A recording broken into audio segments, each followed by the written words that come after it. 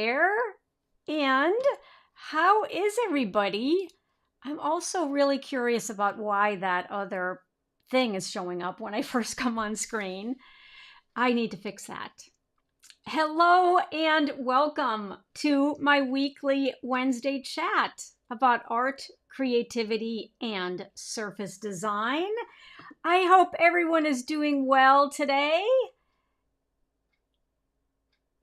I always like to play with my cute little emoji. And I'm going to jump right in because I know how busy everyone is these days. And I have been doing this really fun blog series about creative entrepreneurship. So if you're new here, I want you to pop over to my website, FOLLETTE.com. And here it is on screen, and you can see the URL is right up there in the upper left-hand corner, FOLLETTE.com. And you can explore all kinds of fabulous things on the website by just scrolling down. But I'm going to pop over to the blog, which is right over here in the upper right-hand corner. And so if you click that red button, you can see I've been writing about creative entrepreneurship for the past several weeks. And yesterday, I published a blog about laying the foundation of your creative business by establishing strategy first. And I wanted to talk a little bit more about that today because you need to start with strategy first. And because you never want to start a project or an endeavor without having a really strong foundation. And back in the day when I had my corporate job, whenever I would get a new assignment or a new project, I always wanted to make sure that I zoomed out and I asked myself a couple of key questions that we're going to get to in just a second. Because starting with strategy first really allows you to be a lot more effective in terms of establishing both your goals and knowing the destination. And of course, it's fine if the destination changes from time to time. It's not always totally linear, but it is really important to start with strategy first, because if you start without a plan, it can feel overwhelming. And you might be actually feeling like you're on track, you're creating new designs, it's fantastic, but you're not exactly sure what to do once you have a portfolio that's ready for you, that's ready to put out into the world, rather. So you might have lots and lots of beautiful designs, and you're really excited about your portfolio, but you're not exactly sure how to get those out into the world. Or you might feel like you actually have a creative business already, but you'd like to take it to the next level. And you're not exactly sure what are the key steps that you should be following in order to do that. And so I want to let you know that even if you feel like you're spinning your wheels, don't worry. Zoom out, answer these 3 questions that I'm going to cover today so that you can get yourself back on track. And then watch this entire series because I'm going to walk you through my 6-part framework to be successful as a creative entrepreneur. And as you know, I had to reinvent myself in my late 50s, right? It's really essentially when I turned 60 because I lost my corporate job. And when I lost my corporate job, I lost my income, I lost my health care, I lost my identity, everything in a split second when my boss sat me down and said, "We've just eliminated your job." And my whole identity was my corporate career. And the only reason I share that with you is because if I was able to completely reinvent myself in my late 50s, then you can too. And you might actually still have a job and you want to start to think about, well, what do I want to do when I retire? And you'd like to have a little bit of that maybe up and running before you leave your current job and decide to go into retirement. Maybe you're semi-retired and you actually have a lot of time on your hands and you want to build something that's your own. Or maybe you're in retirement and you realize, you know what, I actually have a lot of time now and I want to do something for me. So all of those could be the situation that you're in. And when I wanted to reinvent myself, I realized, though, that some of the things I'd learned in corporate were going to be very helpful to me as I launched this new business from scratch, because I learned at a fairly early age and employed this strategy over and over and over again, or this tactic over and over again, which is to start with strategy first. Okay, so what does this mean? It means sort of three things. It means you need to define why you want to have a creative business. Now, if you have one already, you probably know why you started it, but it's always a really good idea to rethink that or go back to that why, see if it's still valid for you.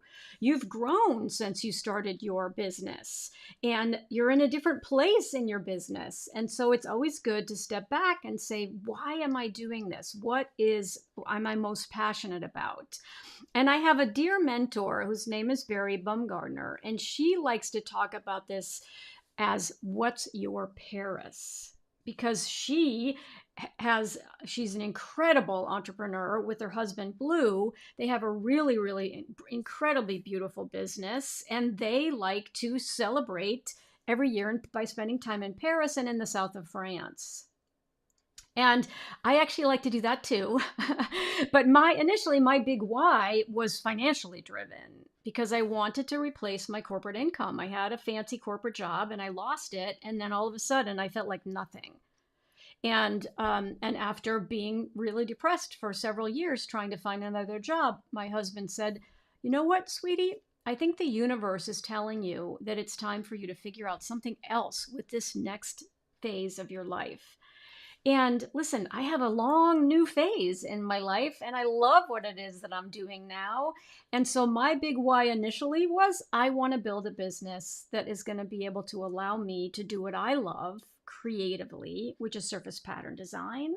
And I also want to be able to be financially secure and to earn the type of money that I used to earn in my corporate job. So that was my big why. But I examine my big why every year to see, has it evolved? Has it changed? Is it still as strong as ever? And having it is important because it will allow you, when you're doing a lot of really hard work, you remember why you're doing it, and it helps you persevere, and it helps you break through any of the barriers that you hit as you're growing your business, because of course it's not always smooth sailing.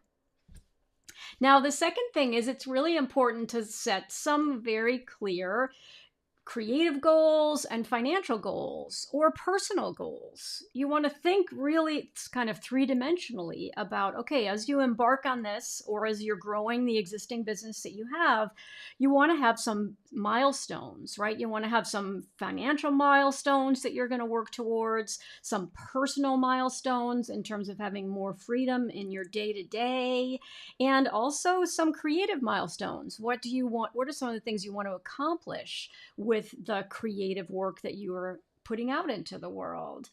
So that is a really important part of this strategy first exercise. And then the other thing I think that is important to reflect upon is, what business do you want to create that will support your lifestyle? Your existing lifestyle, your retirement lifestyle, and also how will you have balance so that you're not creating a business that is so huge or complicated or hard to maintain that it's running your life, instead of you having a business that you enjoy, but it's an adjunct to your life, right? It is not running your life. You're running your life and you have this beautiful business. And that's really important to figure that out so that you don't create something that you actually don't end up liking. So I've created a little worksheet for you. And if you go to my website here, I'll come back to my website. I've come into the blog. And if you scroll down, you can see there are 3 questions here. What is your big why? Right? Think about why you're building your creative business in the first place, or why you want to grow the one you already have. And as I mentioned, for me, it was because I really wanted to have financial freedom again. The second question is, what are your creative and financial goals? And then the third is, what kind of lifestyle do you want your business to support? And make sure that you know what success looks like for you. So I have some reflections in there as well. And then I also have a downloadable worksheet. And I want you to grab the downloadable worksheet. It just says download your strategy worksheet here. And I'm going to open it up on screen so you can see what it looks like. It's really cute. So I've created these cute little worksheets. It's called, this is because the series, I'm calling the series the Creative Business Spark. So the first part of my 6-part framework is all about strategy first. And so I've written these questions that were in the blog on this downloadable PDF guide. And so print it out and then write your answers underneath each one of the questions. And then I want you to post them also in the comments so that I can talk to you about them and learn more about what it is that you want to do. But don't forget to download the sweet little worksheet and answer those 3 questions. So let me see if I can pop into the comments section. And hello, Cynthia Good. She says that she's here. It's lovely to see you. Thank you, Pauline, for putting the link to my blog in the comments. I appreciate that as well. And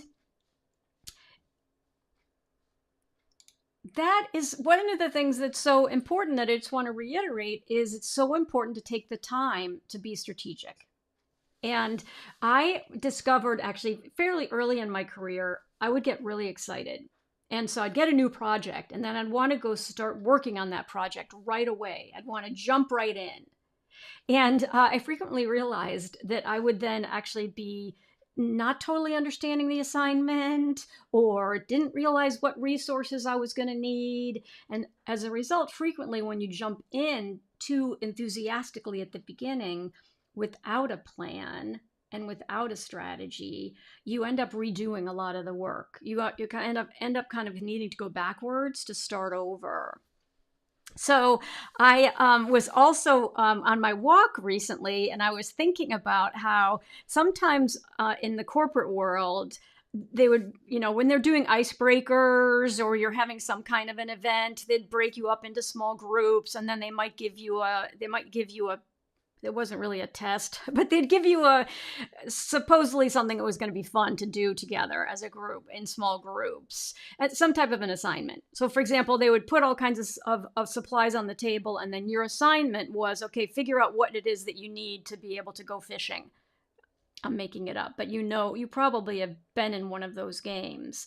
And there are, 8 or 9 of you around the table, and you have to figure out, okay, well, how do we get organized?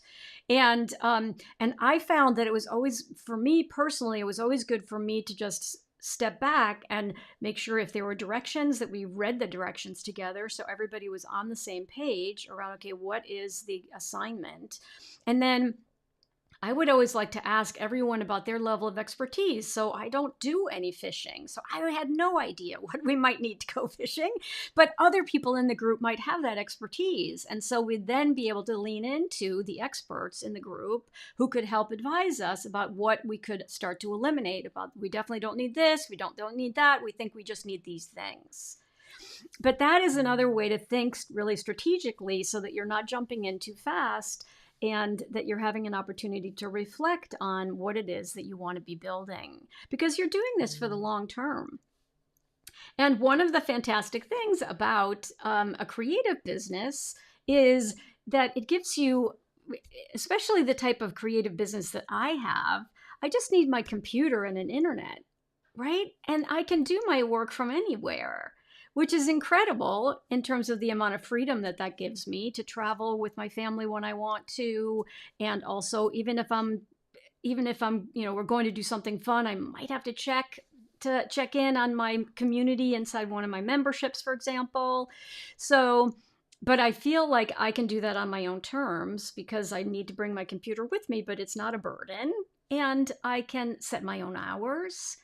And I can decide how much I want to be working. So there's a lot of time freedom as well, which I think is part of the joy of entrepreneurship. But having a roadmap is really important, because if you don't have a roadmap, you don't know where you're going. And so that's what this is all about. All right, let me say hi to Catherine, because Catherine is here. And hello, how are you doing? She said, I'm so glad I happened to see you go live. I've been inundated with non-computer stuff. I got overwhelmed with too much computer stuff to step back from full-time work. All right, so you're getting back into the swing of things after decompressing from that career path that you had. Listen, I know it's very important to give yourself the opportunity to decompress. When I got laid off from my corporate job, I needed a lot of time to, you know what I called it? Catherine, you can tell me if you call it this too. You're not just decompressing, you're actually detoxing because a lot of corporate environments are very stressful. And in many regards, they're also very toxic. And so I definitely needed to separate myself from that even before I could figure out what I wanted to do when I was reinventing myself. I needed space for space to explore, to think, to decide what it was that I wanted to do next. So I see that you say yes. So pop over to my blog and I will pop back over there so that you can see where to go, AnnaLaFolletteArt.com. Then just click on the red button on the right-hand side that takes you into my blog posts. And then I thought this was a really great picture to pick for this week. This woman who's holding on to a compass and she's looking out at the mountains in front of her, because you do need to lay your foundation and have a strategy first before you start out on your hike. Right? And then when you click through to the actual blog itself, make sure you scroll all the way down here to where it says download the worksheet right here so that you can grab that adorable little worksheet that looks just like this, or that has the 3 questions on it. And then I also wanted to let you know that if you're interested in learning more about my group coaching program, I have a little application right here. So I have a group coaching program, which is called the Creative Business Blueprint. And if you're interested in learning more about it, you can click here. Super easy application. The application is free. The coaching program is definitely not free. So this is really only if you're serious about wanting to invest in yourself and to either start a creative business or you want my help to grow the business you already have. All right, so I would love for you to check that out. And let me come back on screen and wrap up for the day. I really appreciate you joining me. I always like to make sure that these are short and sweet and that you can always go get additional information by going to my blog, AnnaLaFolletteArt.com. And I always like to say in closing that I am Anne LaFollette. And it's never too late to create. Bye for now, and I'll see you next week.